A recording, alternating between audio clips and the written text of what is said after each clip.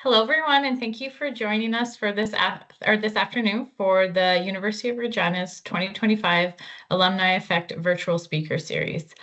My name is Dr. Erica Carlton. I'm the Associate Dean of Faculty Development and Research, as well as an Associate Professor at the Hill and Levine School of Business.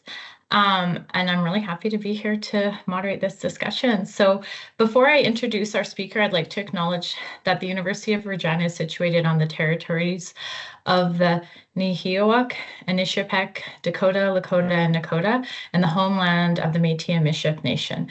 The University of Regina is on Treaty 4 lands with a presence as well on Treaty 6. The University of Regina's Alumni Effect Department is pleased to be able to offer the Alumni Effect Speaker Series each month in virtual format. I hope that your time with us today inspires you to return for future sessions. I'd also like to point out that these sessions are being recorded and posted on the U of R alumni website, so you can watch the presentations again and share them with your friends and family. You'll also see a link to the alumni website in the chat if you'd like to access this video or any other videos at a later date. Okay, so now it's my great pleasure to introduce our speaker, Jill Stroeder. Jill, thank you so much for joining us. Jill is a proud University of Regina alumna and has built a dynamic career in corporate communications, government relations, and international business. Born and raised in Saskatchewan, she has worked across male-dominated industries like critical minerals, oil and gas, and automotive manufacturing.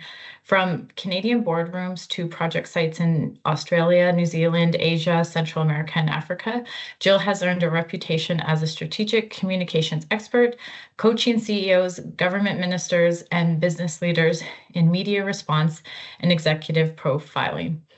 Before we begin this discussion, we will have about a 10 to 15 minute question and answer section at the end. So we invite you to submit questions for Jill in the chat.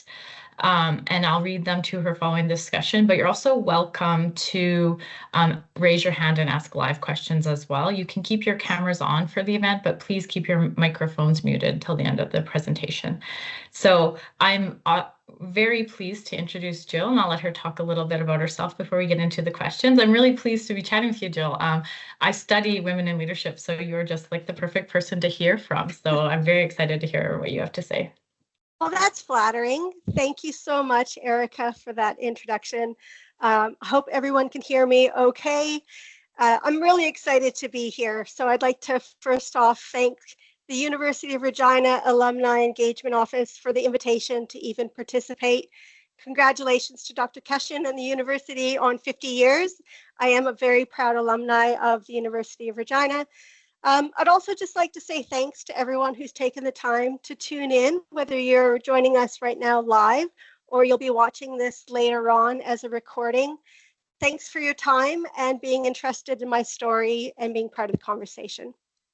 So I've shared my screen. I have made a couple of slides just to go along with my words so that it's not a boring talking head the entire time.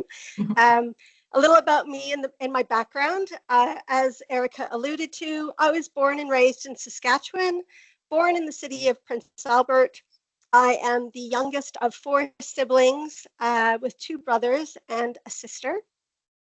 In the mid-1980s, we moved to Regina with my family, went to university here, elementary school, high school as well. So I really consider, for all intents and purposes, Regina my hometown.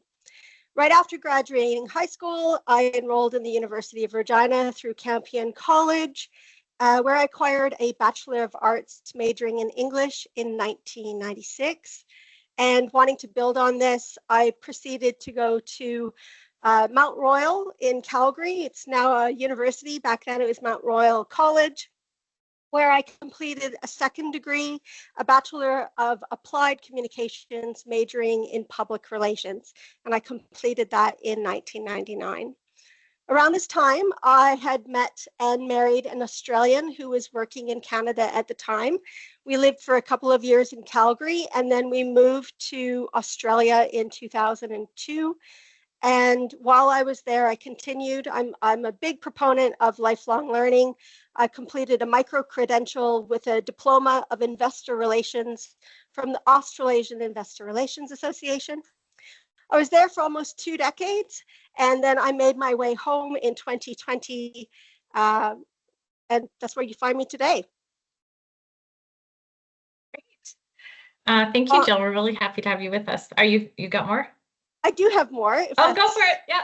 Okay. Sorry. I think there's a bit of a delay when I click the slides, so sorry about that. No worries. On a personal level, here's just some of the things that I love to do in my spare time. I've enjoyed being home for the last 5 years. I cherish time with my family. I have a dog. Her name is Harley. She's now almost 5 years old. Best part of my day every day. I like to good coffee, fun outside, whether it's in the beach or the pool, golfing, reading, travel when I can. In terms of my career, some of the background already gave that to you, so I won't labor too much here. I'm incredibly proud of the 25 years I've spent in corporate communications and investor relations. I started with government as a work experience as part of my applied degree in Calgary. So the Government of Alberta with the Ministry of Health, the City of Calgary, and then moved into the private sector with TransAlta, which is a power company, Hill & Knowlton, which is a consultancy.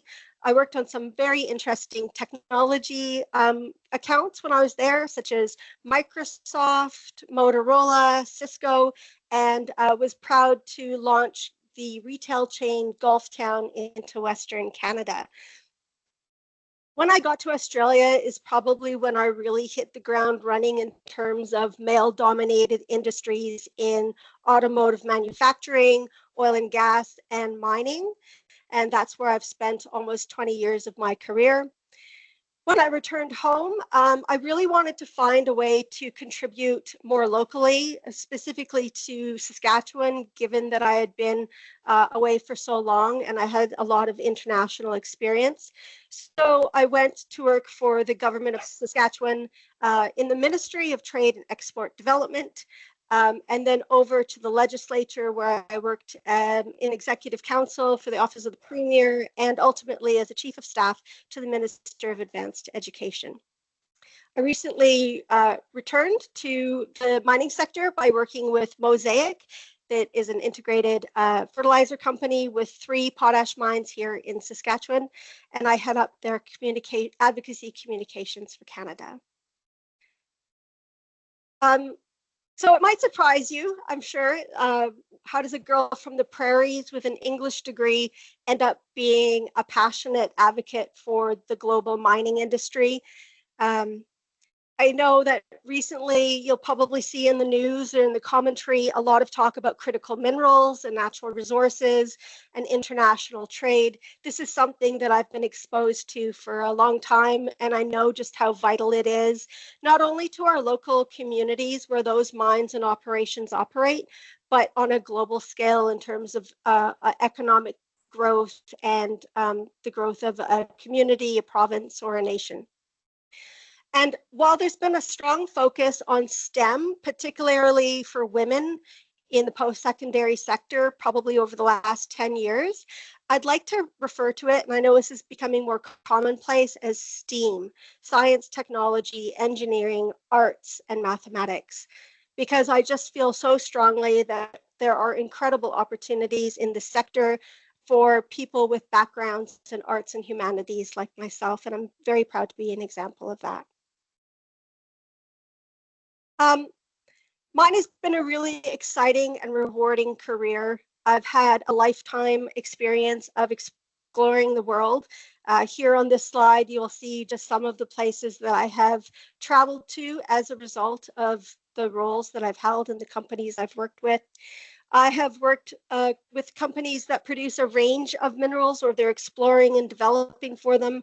That includes gold, silver, copper, nickel, iron ore, aluminum, uranium, and now potash. All of which contribute pretty much to everything we know, touch, feel today, from the food we eat to the appliances we use to the technology we're holding in our hands. That's all thanks to mining and minerals and the metals and what we get from that particular sector. So it's really quite vital to the way we operate today and certainly into the future with clean energy technologies, EVs, and artificial intelligence. What I've really come to learn is how interconnected it all is. And you can see that still now in the news tonight when we're talking about diversifying our markets and looking for new customers for our resources, or how the United States is focused on sort of the critical minerals aspect of their negotiations with Ukraine or with Greenland, or even here in Canada. At the end of the day, this is really where it comes down to. So I thought maybe we could play a slight little game. If you would imagine this, you're a company based in Canada or Australia. You're on the stock exchange. That could be in London or it could be New York. And your project is going to be developed and it's in Africa or South America. You need to engage with governments and the local communities. They might not speak English as a first language, and they might not know anything about mining at all.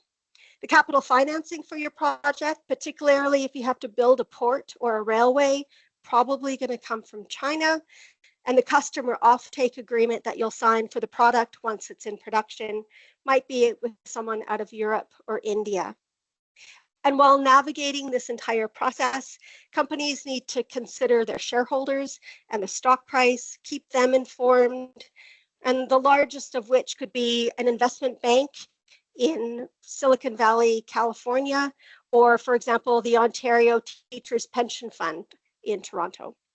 So I just made that scenario up for you, but it's not far off from some of the experiences that I've had through my career.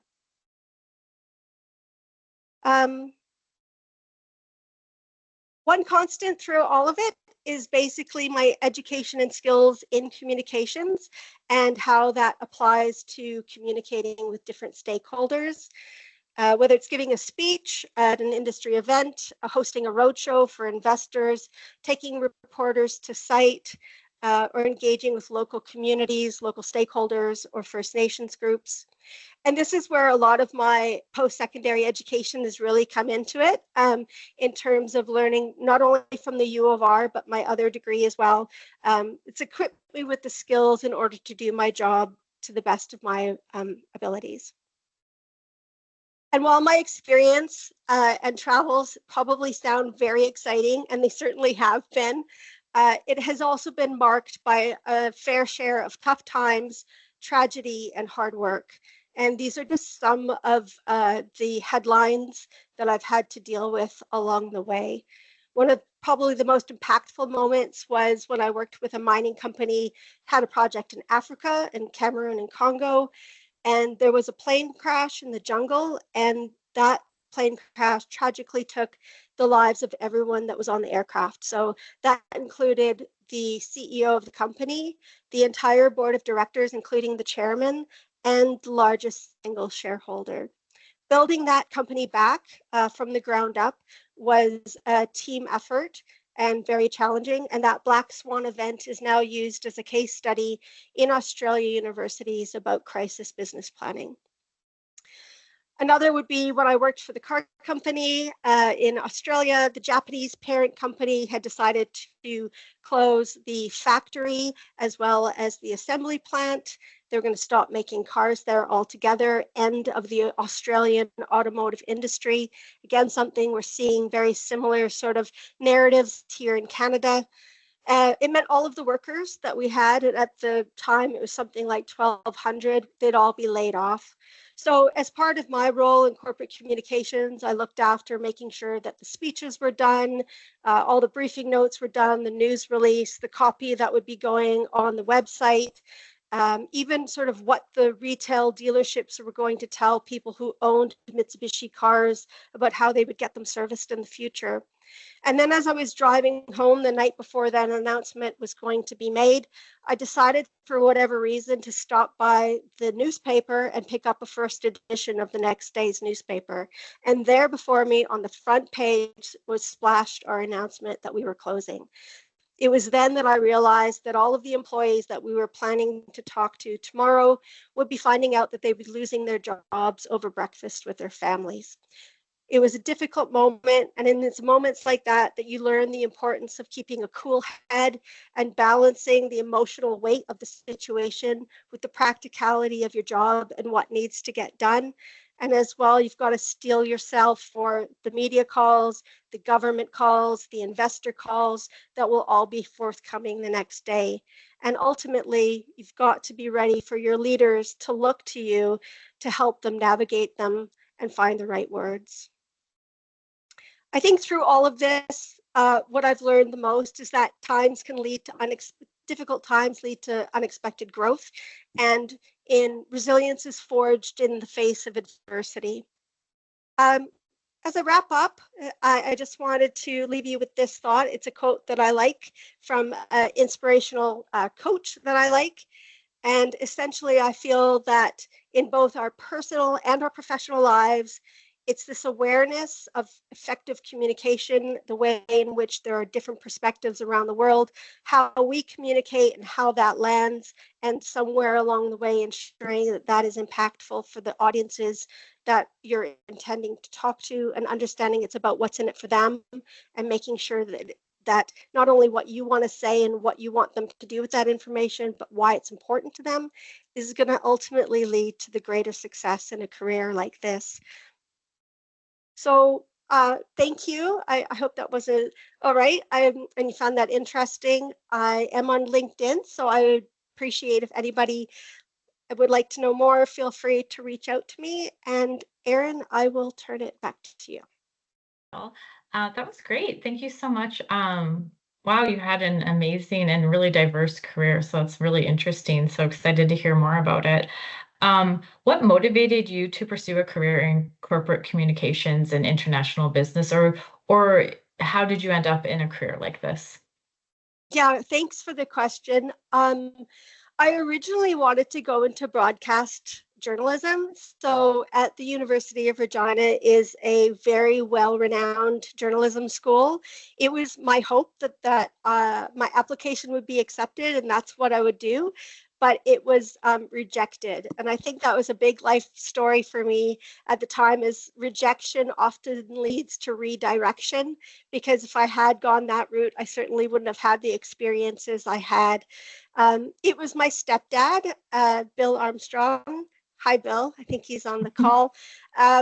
Bill is a former broadcast journalist turned communications professional. In fact, he even worked at the legislature before opening up his own consultancy. And back in the day when I didn't get into journalism school, and I really felt quite devastated about it, it was him who suggested that a lot of media end up in this area. And so, to look at this as a profession that I might want to pursue. And from there, I started looking at where I might be able to get practical skills to complement my English degree.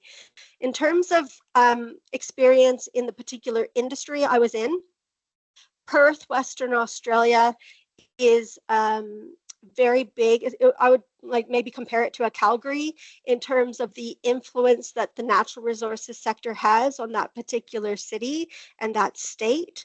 So it was a natural way to find communications jobs in that sector when I got there. Great. So as you've mentioned about your industry, you've built your career a lot in male-dominated industries. What challenges have you faced as a woman specifically, and how did you overcome them? Yes, yeah, for sure. Especially male-dominated industries in Australia. Stereotypes are true. Yeah. I think that we've come a long way as women in business in general. Certainly, there are still areas for improvement. I think there always will be. Even in government, you don't see as much representation from women as you do from the guys. Overall, I have to say that I didn't have any. Well, I did have a couple of unfortunate incidences where my gender was perhaps perceived as a blockade to effectively doing my work. I think in most of those instances, I had two things that went well for me. The first was I always had a boss, whether that was the manager and or the CEO of the company, who was fully behind me and supportive. So I think when you have leadership that is demonstrating by action and example in the way in which they expect sort of their workforce to engage with you, that helps. And the second is, often in these industries, particularly when we're talking about automotive manufacturing, oil and gas, and mining, they are made up of typically engineers, geologists, sometimes lawyers, but mining engineers, chemists, metallurgists, mechanics, tradespeople. And my skill is in something completely different, much of which they will often not have studied in any great level of depth for their degree. So I was automatically seen as the expert, or I could demonstrate that in my results. And I think that helped as well, is that, you know, when you get to a CEO level of a mining company and your background is geology or engineering, communication becomes a really big part of what you do and how to do it well. And if my job was to make you look as good as possible, all of a sudden you're not so much concerned about my sex as what I can do to help you out. Great. Yeah, that's a great answer. And yeah, just the importance of having a great leadership throughout your career is like very important. Love that. It is. Yeah. So how did you handle high pressure situations, especially when you're like advising these CEOs or execs or government leaders, and on some of those things you were talking about previously in terms of maybe the closing of a plant, that sort of thing? How did you handle that throughout your career? Well, not always very gracefully, if I'm completely honest. That is something that you learn with age and maturity and experience. The first time you had an incident on site and it involves the death of somebody is extremely emotional for everyone involved. And then to turn around and have to think, you know, straightforward about sort of what are the next steps, and that crisis communications planning that you've practiced for. Normally you would do dry runs in the event, planning for the worst and hoping it would never come to fruition. With time, I got, I suppose, more comfortable in those situations. I did reflect on TransAlta. That was one of my first ever jobs in Calgary. And my role was as an internal communications consultant, but I was really fascinated by external communications even back then. And so I asked, and they allowed me to be part of the Y2K transition response team. Now, for those of you who might have not been around back then, in December of 1999, we thought everything, the world as we knew it, was going to change. And particularly for a power company, we assumed come January 1st, 2000, that Calgary's power was going to go out. So I spent my New Year's in a war room, ready for the inevitable that we thought would happen. And then 12:01 a.m. on January 1st, and everything just kept going along as if nothing had happened, was the most anticlimactic New Year's I've ever had. But it was times like that that I really learned early on that thinking about what bad things could happen in the capacity of my role in the company I was working for, and then being practical about that. And like I said, keeping a cool head and managing the emotional side, because certainly pressures with stress runs high in pressure situations, but then combining that with honing my skill to the ability that I just, you know how to punch out a news release, you know the time constraints, you know that you need to get in front of stakeholders quickly. A lot of things that actually media have a background into in terms of those deadlines. They're coming whether you like it or not, and just being ready to be able to respond to that. Great. I love the Y2K. Yeah. We're all like, oh, it's all going to be over. And it wasn't. Yeah. That's great. So speaking of the people that have kind of helped you throughout your career, do you think mentorship played a role in your career? And what advice would you have for individuals who are seeking to find a mentor or become a mentor? Yeah, I love this question. I've had lots of mentors in my career. Bill, being my stepdad, would definitely be one of them from a very early age, even guiding me to choose this as a career choice. I also had my husband's father was a mining engineer. And so even though Saskatchewan is full of mining, I didn't have any direct experience with that growing up.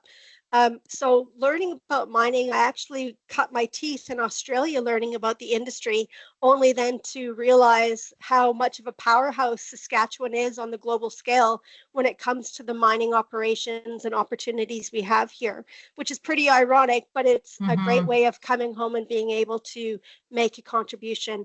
Whether it was formal mentorship programs through work or through professional associations like Women in Mining, I applied to those and I participated in them.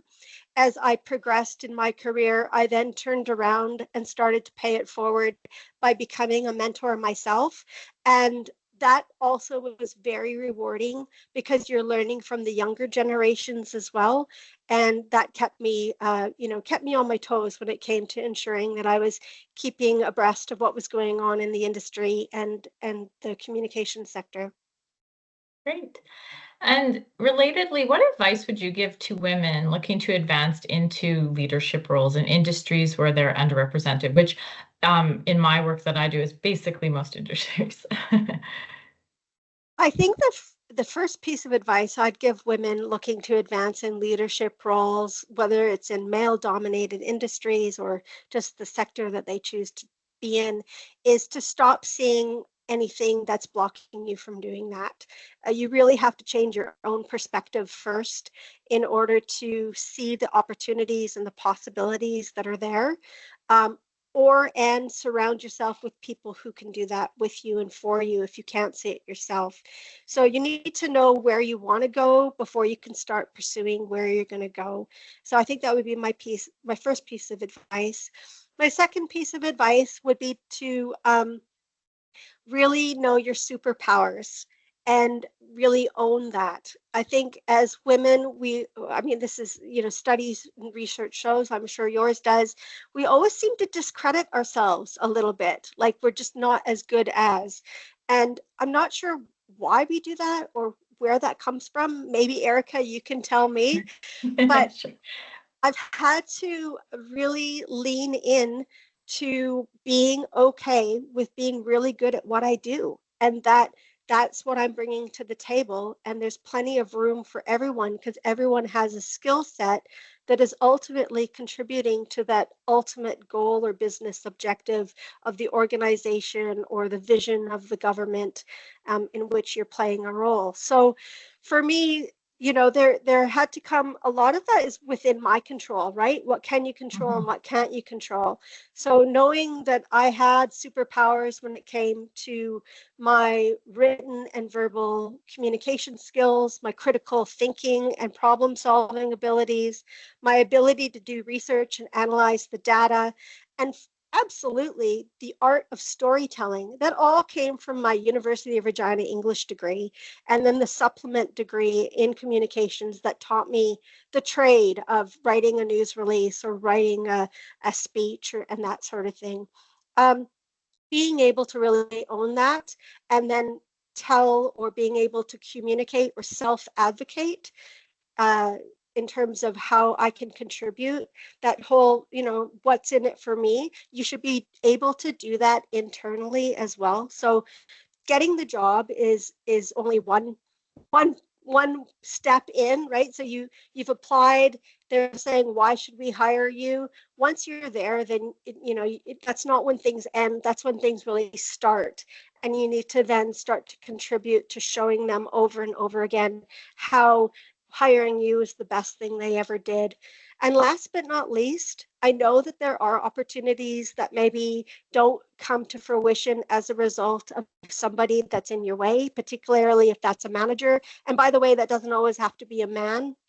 Sometimes women can be our own worst enemies. I think that's when something like a mentorship, finding a coach, making a plan B, you don't necessarily have to have a knee-jerk reaction and just mic drop and leave. Although if that's what you need to do to keep your mental health, I've had those moments too. But overall, you make your plan B and you find another way to achieve what you want to achieve. But don't do that alone. Find some mentors or coaches or people that can help you along the way. Great, thanks. I love the one thing from that. I think that's really important was that be okay with your having a superpower and like own it. I think that's like great advice for women to be like, yes, I am very good at this. I think that's wonderful. One more quick question before we go to the audience. You talked about mentorship and having a group of people around you that's like helpful and good. Do you think that lends itself for your like understanding and like desire to have like allyship in your life? Do you think like allies were helpful for getting you to different places throughout your career? Whether that's men or women doesn't matter, but just other people kind of being like, hey, she's great. You should, do that. Yeah, I do. Another one of my superpowers really is networking. It's just been something Amazing. that's come natural to me, a natural extrovert. I've always had no problem walking into the room and striking up a conversation. I know that's not easy for everyone. I used to think it was easy for everyone. I've come to realize that's not the case at all. So I have a strong empathy for people who are either natural introverts or, networking just really isn't their jam. But I Yeah. think you have to do some of that in order to build those allies. And today I'm very proud of the global network that I have. And quite frankly, it's a two-way street. So, there's been times that I've called on them. I've needed their help to get a foot in the door or say something on my behalf in order to lead to having some of the opportunities that I've had. But it's also times when they've come to me looking for a favor as well. And I think that's fair. I think that, you've got to be Yeah. ready to not only receive, but give back. Yeah, that's great. I mean, I again like reiterating to the importance of networking and just, like being around people and doing stuff for people. I think that's wonderful. Yeah. So I'll leave my questions there. Is there any questions from our guests we have on the call today? And if not, I have more, so I can keep going. That's fine. Okay. Okay, so we do have a question. I'm just gonna go through the whole thing. Okay, so thank you so much, Jill. That's what I said. I'm very interested in learning and studying women in leadership and breaking the glass ceiling. In fact, I was in Dr. Carlton's Women in Leadership class last year. That's great. So I'm wondering what advice you'd give to women who are striving for leadership roles, but they feel like they do face those systematic barriers. Do you have specific strategies that have been most effective for you? So I think you did touch on it, but I think what she's saying is sometimes there's stuff you can't like, it is there and there's, what do you do in that situation? What have you done previously? Thank you for the question.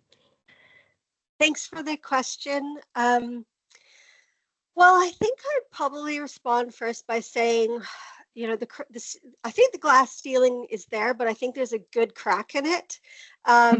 And I do have to go back to perception is your reality. So if you feel like there's a glass ceiling there, there is.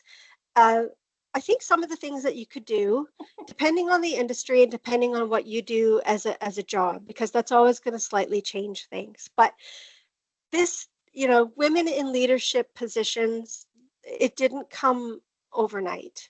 It's been decades, if not a century, of women fighting for the vote, women fighting for equality, gender diverse women looking for ways for representation and acknowledgement. And it hasn't stopped. And I think there's men who feel frustrated as well. At the end of the day, I think it is more human tendency than not to feel like we aspire to something and we haven't achieved it yet, and there's something in my way. I would invite you to find a mentor or a coach or an ally that you can break that down with. And ultimately, quite frankly, it might mean you have to leave where you are and find it somewhere else. That is one of your options when you're looking at sort of the pros and the cons and what you want to achieve and how. You might have to leave, achieve what you want to achieve somewhere else, and then bring that back to the organization to be an agent of change for them. No, that's great advice. And I also like take that back and reconstruct it and think about it. I think that's a really great thought as well. Thank you. Is there any other questions that anyone has? I'm just looking. While we wait, one question I have, what do you think is going to happen for women in leadership with all the pullback on the DEI currently that's happening?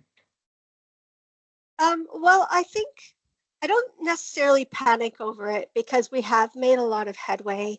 We There are have, yeah. women, there's women sitting in boardrooms and, as executive leaders. And at Mosaic, for example, Karen Swager is the Executive Vice President of Operations. She looks after all the mines around the world for this, huge global integrated fertilizer company.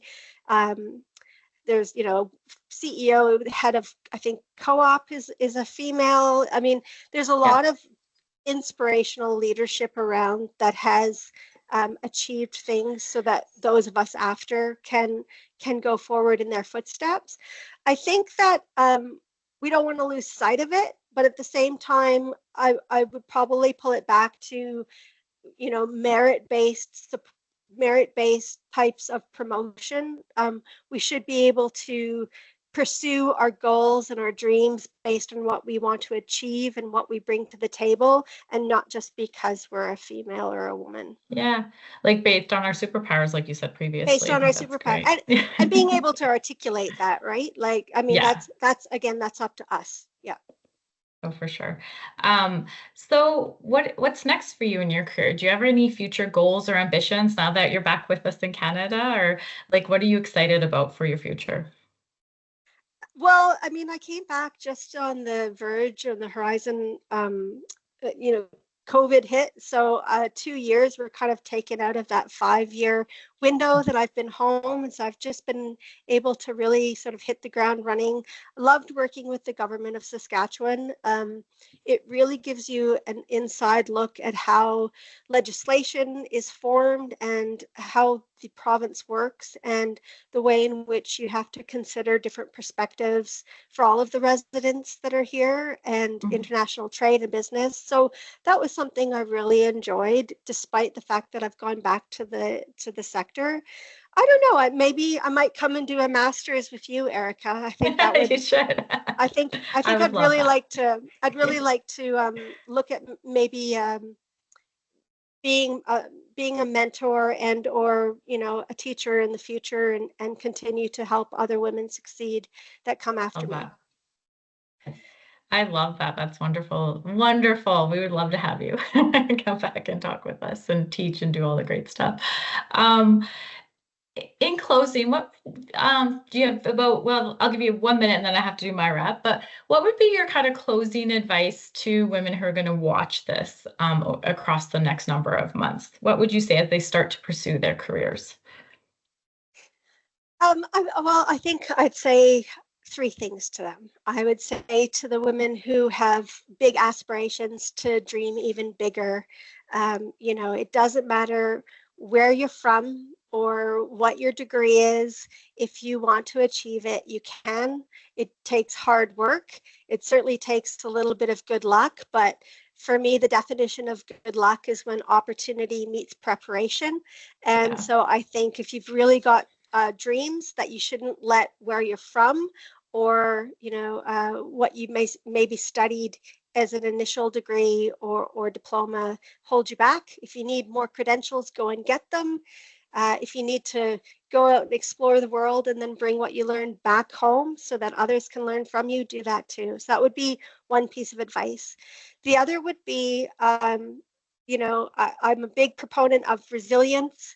I like to use the term resilience brings brilliance.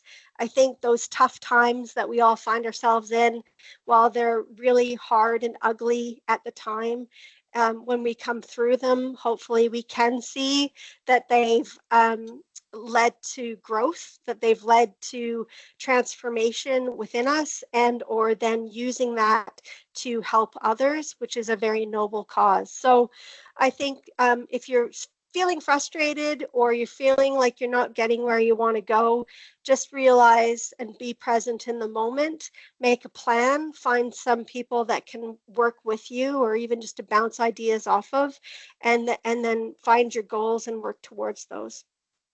That's great. The two pieces of great advice that I hope everyone takes from this talk. Okay, so we're at our time. So thank you again for coming, Jill. It was great chatting with you. We'll have to at some point take this offline. I know we were planning to talk before, but then stuff happens as it does. So for sure, in the future, you and I will have to have a talk out offline. So thank you so much. Thank you. Yes, so I'm just going to wrap up for everyone now. So thank you everyone for joining us today and contributing the questions. And thanks, Jill, for sharing your story. I really appreciated the slides and I think it was great to follow along.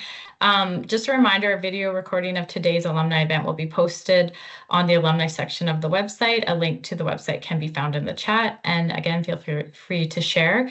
Don't forget to check out the University of Regina's website and Alumni Association media channels for upcoming events in this series and more different things that the alumni does. Our next Alumni Effect will be on April 22nd, 2025, so save the date. And until then, take care and thanks for tuning in. Thanks, everyone.